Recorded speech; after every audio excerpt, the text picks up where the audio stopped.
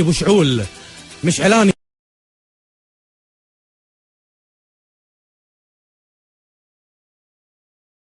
شغل بقضية فلسطين. لا تدخلوني لا تدخلون الفن في ايديولوجيات وتعصبات سياسية ودينية. أنا فنانة، أنا قضيتي مو فلسطين، أنا عندي قضايا تخصني، أنا مهتمة بقضاياي أول شيء.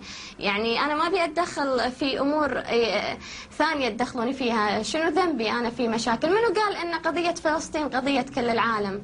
ليش تبون تدخلون ناس في معارك على طول؟ يعني بسؤال أخير، هل أنت راضية عن الغناء بالعبرية وستستمرين؟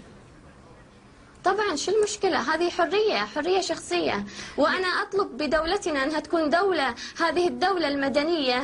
أنا أطالب بالدولة المدنية التي فعلا التي وضعت في الدستور الكويتي مادة 35 و 36 حرية الاعتقاد وحرية التعبير والرأي والبحث العلمي والتعبير عن الرأي ونشره بالقول أو بالكتابة أو غيرهما بالطريقة من الكويت. الفنانة الكويتية إيما، شكرا جزيلا لك. شكرا.